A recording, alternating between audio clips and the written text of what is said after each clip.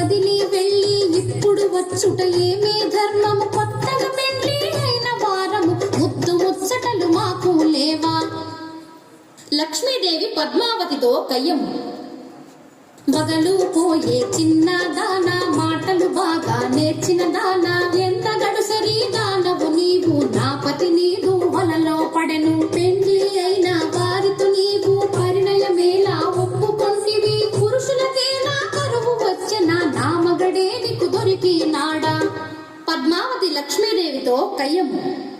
స్వామి మదిలో నీవే ఉంటే మరి ఒక దానితో పని ఎలా, స్వామి ప్రేమతో నన్నే వలచలు మాటలు